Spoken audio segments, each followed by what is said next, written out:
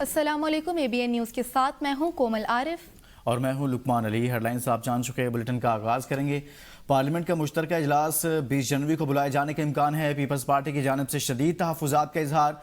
ज़राए peoples party के मुताबिक अभी तक पार्लियामेंट के मुश्तरका इजलास में पेश किए जाने वाले बिलों के बारे में पीपल्स पार्टी को एतमाद में नहीं लिया गया।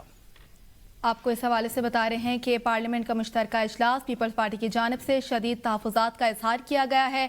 आपको बताएं, पार्लियामेंट मुश्तरका इजलास 20 जनवरी को बुलाए जाने का इम्कान है। GHU में NPAC की DGISPR से मुलाकात। कौमी बयानी के फ़रोग़ के लिए मुकम्मल ताउन की यकीन दहानी कराई। पाक अफवाज से गैर मुतज़लज़ल यकजहती और रियासत दुश्मन बयानियों के खिलाफ मुश्तरका आज़म का इजहार किया। NPAC ने फितना उल खारिज और अफ़गान तालिबान की मजम्मत करते हुए कहा कि दहशत गर्दी का कोई जवाज़ नहीं। DGISPR ने कहा कौमी सलामती के उमूर में यकसुई और बयानी पर इत्तफ़ाक़ राय वक्त की ज़रूरत है।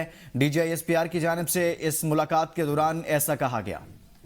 आपको बता रहे हैं कि DGISPR की NPAC के से मुलाकात हुई है। ISPR के मुताबिक ये अहम मुलाकात की गई और NPAC की कौमी बयानी के फ़रोग़ के लिए मुकम्मल ताउन की यकीन दहानी भी करवाई गई है। ISPR की जानिब से पाक अफवाज से गैर मुतसलसल यकजहती रियासत दुश्मन बयानों के खिलाफ मुश्तरका इजलास कौमी सलामती के अमूर में यकसुई और बयानिया पर इत्तफ़ाक़ राय वक्त की ज़रूरत है। DGISPR से NPAC की मुलाकात हुई है। ISPR के मुताबिक इसमें कौमी बयानी के फ़रोग़ के लिए मुकम्मल ताउन की यकीन दहानी भी करवाई गई है। पाक अफवाज से गैर मुतसलसल यकजहती रियासत दुश्मन बयानियों के खिलाफ रहने का अज़्म का इजहार किया गया है। DGISPR की जानिब से आपको बताएं कौमी सलामती के अमूर में यकसुई और इसके हवाले से आपको बताएं कि NPAC से मुलाकात हुई है और इसमें कौमी बयानी के फ़रोग़ के लिए मुकम्मल ताउन की यकीन दहानी भी करवाई गई है। आपको हम खबर से आगाह करें, पाक अफवाज से गैर मुतसलसल यकजहती के अज़्म का इहाता किया गया। जुडिशल कमीशन ने सिंध हाई कोर्ट के 10 जजों की मुस्तकली की मंजूरी दे दी। सिंध हाई कोर्ट के जजों को मुस्तकली के लिए होने वाला जुडिशल कमीशन का इजलास खत्म हो गया। अलामी के मुताबिक मुस्तकिल होने वाले जजेस में justice Meera Mohammad Shah, justice Tasneem Sultana, justice Riyasat Ali सहर के नाम की मंजूरी दे दी गई। Justice Mohammad Hasan, justice Abdul Hamid Bhargi, justice Jan Ali जोनेजो भी मुस्तकिल करने वालों में शामिल हैं। जस्टिस निसार अहमद, जस्टिस अली अहदर और जस्टिस उस्मान अली हादी, जस्टिस जाफर रजा को भी मुस्तकिल करने की मंजूरी दे दी गई है। जस्टिस खालिद हुसैन शहानी, जस्टिस फयाजुल हसन शाह को 6 माह की तौसीह दे दी गई है। जुडिशल कमीशन ने आईनी बेंचेस में 3 मजीद जजेस की शमूलियत की मंजूरी दे दी। जुडिशल कमीशन ने सिंध हाई कोर्ट के आईनी बेंचेस की मुद्दत में 6 माह की तौसीह कर दी है। Justice Amjad Ali, justice Mohammad Hasan, justice Usman Ali Hadi आईनी बेंच में शामिल हैं।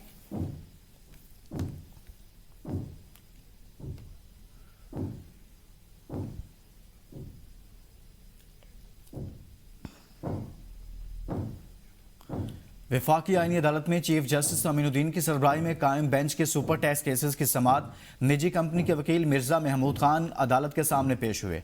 वकील मिर्जा महमूद खान ने अदालत को बताया कि 2010 से पहले शेयर होल्डर्स कंपनियों पर टैक्स नहीं लगता था। 2010 के बाद 37A के तहत टैक्स लगाना शुरू कर दिया गया। हम 70% कर्ज बैंकों से लेते हैं। हुकूमत को टैक्स और बैंकों को सूद देने के बाद साल के आखिर में नुकसान में होते हैं। जस्टिस हसन अजहर रिजवी ने कहा है कि आप अपने बलबूते पर कारोबार करें। वकील मिर्जा महमूद ने कहा कि पाकिस्तान में शरह सूद में कमी से छोटे कारोबार फरोग पा रहे हैं। स्टॉक मार्केट से मुंसलिक सरमायाकार भारी टैक्सों के बायस सरमायाकारी से गुरीजा हैं। वकील FPR ने अदालत में बताया कि सुपर टैक्स मुनाफा पर लगाया जा रहा है, लेकिन इस वक्त टैक्स मजबूरी इनकम पर लगाया जा रहा है। मेरी इनकम 500 मिलियन है और मैं उस पर सुपर टैक्स दे रहा, जबकि मेरा मुनाफा 100 मिलियन भी नहीं है। वकील मिर्जा महमूद ने कहा कि हमारा मौक़िफ़ है कि टैक्स मजमूई इनकम के बजाय सिर्फ मुनाफे पर लगाया जाए। इस वक्त 10% सुपर टैक्स 67% टैक्स के बराबर है। जस्टिस हसन अजहर रिजवी ने कहा है कि फ्रेंडली इन्वेस्टमेंट पॉलिसियां भी तो होंगी। निजी कंपनी के वकील मिर्जा महमूद खान ने अपने दलाइल मुकम्मल कर लिए। वकील खालिद जावेद खान ने कहा है कि कोरोना के दौरान अद्वियात बनाने वाली कंपनियों के अलावा तमाम इंडस्ट्रीज बंद थी। जस्टिस हसन अजहर रिजवी ने कहा कि कोरोना के दौरान मास्क बनाने वाली कंपनियां भी तो काम कर रही थी। वकील खालिद जावेद खान ने कहा कि जी, इस दौरान टेक्सटाइल की कुछ कंपनियां काम कर रही थी। अब उन कंपनियों पर टैक्स नहीं है जो कोरोना में काम करती रही, बाकी पर लगा दिया गया। आमदन की बुनियाद पर दर्जा बंदी करके सुपर टैक्स लगा दिया गया।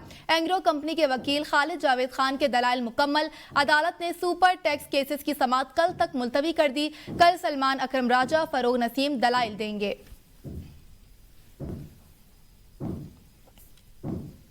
اسمگلنگ اور غیر قانونی تجارت روکنے کے لیے ڈیجیٹل انفورسمنٹ اسٹیشن کے قیام کا فیصلہ۔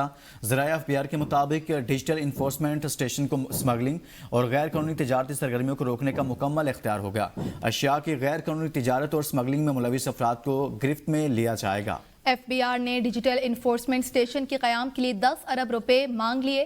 ڈیجیٹل انفورسمنٹ اسٹیشن کے قیام سے اسمگلنگ اور غیر قانونی تجارت کی روک تھام ممکن ہوگی۔ موجودہ چیک پوسٹوں کو بھی ڈیجیٹل انفورسمنٹ اسٹیشن میں تبدیل کیا جائے گا۔ ڈیجیٹل انفورسمنٹ اسٹیشن کے اسٹاف کے لیے رولز، آپریشنز اور ٹیکنالوجی کا استعمال کیا جائے گا۔ خالی اسامیوں پر آرمڈ فورسز کے ریٹائرڈ افسرز اور سپاہیوں کو کنٹریکٹر کے پر بھرتی کیا جائے گا۔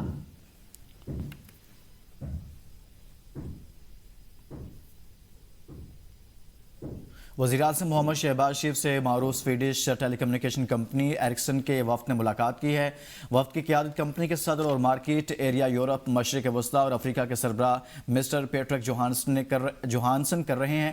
وزیراعظم نے وفد کا خیر مقدم کیا اور پاکستان میں ایرکسن کے 6 دہائیوں پر محیط سرمایہ کاری اور ملک کے ٹیلی کمیونیکیشن سیکٹر کی ترقی میں اس کے کردار کو سراہا۔ ملاقات میں اقتصادی ترقی، پیداواری صلاحیت اور عوامی خدمات کی فراہمی کے لیے اگلی نسل کے ڈیجیٹل رابطے کی اہمیت پر گفتگو ہوئی۔ وزیراعظم نے G5 سمیت جدید نیٹ ورکس میں ایرکسن کے عالمی تجربات سے استفادہ حاصل کرنے میں پاکستان کی دلچسپی کو اجاگر کر دیا اور قومی ضروریات کے مطابق محفوظ اور پائیدار IT انفراسٹرکچر کی ترقی یقینی بنانے کے عزم کا اعادہ کیا گیا۔ ملاقات میں ڈیجیٹل مہارتوں کی ترقی، مالی شمولیت اور کیش لیس ادائیگیاں کے نظام بھی توسیع کے ساتھ قدرتی آفات کے لیے تیاری اور ادارہ جاتی تیاری کو مزید بہتر بنانے کے لیے ٹیکنالوجی کے استعمال پر بھی گفتگو ہوئی۔ وزیراعظم نے غیر ملکی سرمایہ کاروں اور ٹیکنالوجی کے شعبے میں اسٹریٹجک شراکت داروں کی حمایت کے لیے حکومت کے عزم کا اعادہ کیا۔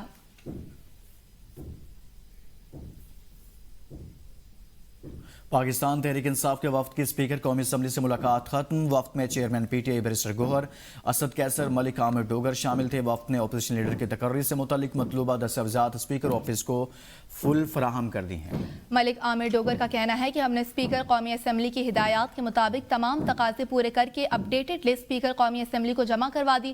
اسد کیسر کہتے ہیں اسپیکر کی ثوابدید ہے، وہ جب چاہیں اپوزیشن لیڈر کا نوٹیفیکیشن جاری کر سکتے ہیں۔ اسی حوالے سے آپ کو بتا رہے ہیں کہ بیرسٹر گوہر کا یہ اہم بیان سامنے آیا۔ سہیل آفریدی کے دورے پر PTI نے کراچی میں 9 مئی جیسے واقعات دہرانے کی خطرناک کوشش کی۔ سندھ کے سینئر وزیر شرجیل انعام میمن کی پریس کانفرنس، کہا پولیس پر پتھراؤ اور میڈیا کی گاڑیوں پر حملے اور شیشے توڑے گئے، خواتین صحافیوں کو بھی نشانہ بنایا گیا۔ حکومت سندھ نے انتہائی تحمل اور بردباری کا مظاہرہ کیا، مہمان ہونے کے باوجود ان کو کئی سہولیات دی گئیں۔ سہیل آفریدی کو زبردست ویلکم کیا گیا اور مکمل سیکیورٹی دی گئی۔ وزیر اعلیٰ خیبر پختونخوا نے تھریٹ کے باوجود سیکیورٹی پلان پر عمل نہیں کیا اور نہ ہی بلٹ پروف گاڑی کی۔ کمٹمنٹ کے باوجود وہ ان علاقوں میں گئے جہاں سیکیورٹی خدشات تھے۔ جلسے کی اجازت قانون اور سیکیورٹی SOPs کے تحت دی گئی۔ وزیر اعلیٰ سندھ کا شیڈول طے ہوتا ہے، ملاقات نہ ہونے کو بدنیتی سے جوڑنا درست نہیں۔ ISPR کی PTI سے متعلق موقف کو نظر انداز نہیں کیا جا سکتا۔ امن و امان کو خراب کرنے کی اجازت کسی صورت نہیں دی جائے گی۔ وزیر اعلیٰ خیبر پختونخوا سے سندھ حکومت کے سلوک کا معاملہ۔ PTI رہنما اسد کیسر کی پیپلز پارٹی رہنما نوید قمر سے ملاقات۔ اسد کیسر نے سید نوید قمر کے سامنے معاملہ اٹھا لیا۔ اسد کیسر کا کہنا تھا کہ وزیر اعلیٰ سہیل آفریدی سے سندھ حکومت کے رویے پر تحفظات پہنچا دیے ہیں۔ سندھ حکومت نے پہلے تو بہت اچھا تاثر دیا، پھر وزیر اعلیٰ کے لیے رکاوٹیں کھڑی کر دی۔ شکر ہے کوئی ناخوشگوار واقع نہیں ہوا اور نہ سندھ حکومت کی بدنامی ہوئی۔ نوید قمر نے بتایا کہ وزیر اعلیٰ کے علم میں ہے یہ سب نہیں تھا۔